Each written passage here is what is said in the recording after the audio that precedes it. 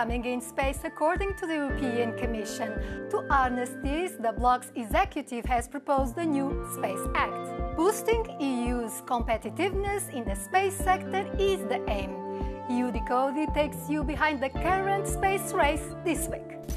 The main focus of the law is launchers and satellites, which are increasingly important for activities as diverse as communications, navigation, meteorology, and renewable energy.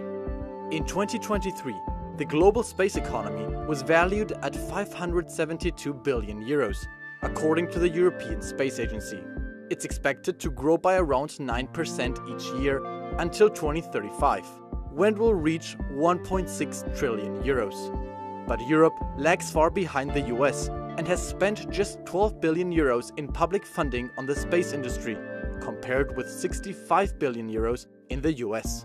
The same applies to private investment, 980 million euros in the EU compared with 3.6 billion euros in the US. The idea is to create a single market for space with special support for small and medium-sized companies.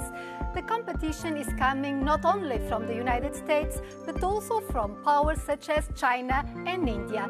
Let's hear what Europeans have to say about this. Yes, space industry, it's important for competitiveness, productivity, so I look at it from economic terms, but not to exploit the space with no rules. I think a good idea to increase funding, especially for ESA, and to compete in satellite industries. Sembra che non contiamo molto in questo momento se messi a paragone della Cina, degli Stati Uniti e della Russia. Quindi no, il ruolo dell'Europa mi pare che sia un po' in crisi in questo senso. Quindi sarebbe giusto avere una regolamentazione anche per controllare lo spazio aereo, diciamo anche spaziale, perché poi dopo un certo tempo questi satelliti vanno fuori uso e ricadono sulla Terra.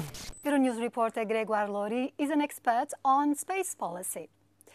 This new law will create a set of common rules across the EU for the space economy. One of the key pillars is safety to avoid collisions. Why more is needed in this domain? You need to imagine that above our head we have a sort of traffic jam. You've got 11,000 satellites already, and it is expected to have 50,000 more satellites in the next decade. And adding to that, you have 128 million space debris. So you're increasing the risk of collision. So the Commission is proposing to minimize the generation of space debris and to do some sharing position data in order to avoid collision. Another main pillar is resilience, in the sense that the EU assets on space are under threat, namely from hostile powers such as Russia. What is at stake in that front? You have to consider space as the new frontier. So it is a zone that is contested by cyber attacks or electronic interference targeting satellites or ground stations, for instance. And what is at stake is that you could lose the satellite or some services provided by the satellite. The Commission is proposing to apply the same rule as cybersecurity and also to do a risk assessment throughout the life cycle of a space mission. Space technology has enabled a lot of developments in other areas, for example, wireless communication, solar panels.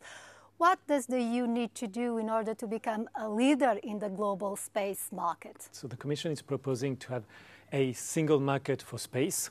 It is also proposing to reinforce research and innovation, for sure.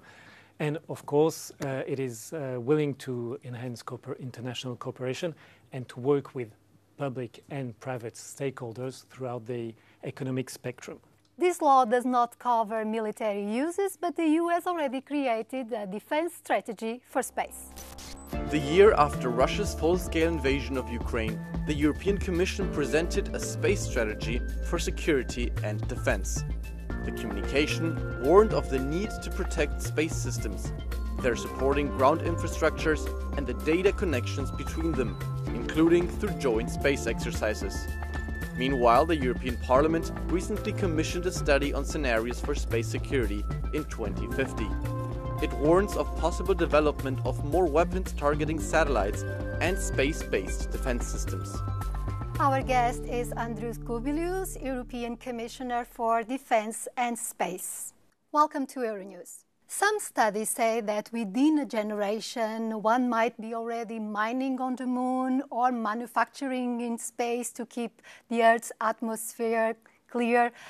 Is the EU ready to keep up with the competition with the US, Russia, even China and India on such developments? We are creating good legal conditions for single market in space industry for Europeans. So that is in some way simplifying life for those who are engaging in space industry, because if they will be registered whatever, in Brussels or in Luxembourg or in Germany, then they will be registered in all Europe. So the EU had already to rely on Elon Musk's SpaceX company to account for delays in the European Ariane satellite launcher program.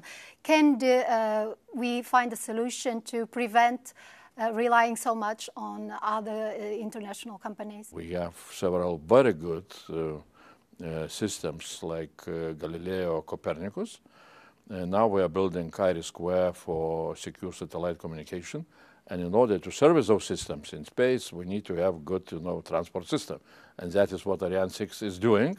But when we are looking into what is coming, we understand that it can be not enough. We need to build new capacities, both with the launchers, with the rockets, and also maybe with the new launching pads. So how much of the future European competitiveness fund within the scope of the 2028-2034 EU budget should be devoted to space, and how would you like that money to be used? Now the whole allocation is around of 17 billion euros. So we know that just in order to keep continuation of exploitation of existing systems, we need to have more. So we need, first of all, to have good surveillance system. We need to be able to follow what is happening in space. We need to develop also what we call micro-launching systems, where our startups and small and medium-sized business are coming with very good ideas, ambitious ideas, and I hope that we shall be able really to do what is needed to be done. Space could still bring many scientific discoveries and activities of economic value. Will it play host to international cooperation or become an arena of geopolitical competition? In the race to the final frontier, the EU faces the same challenges as here on Earth.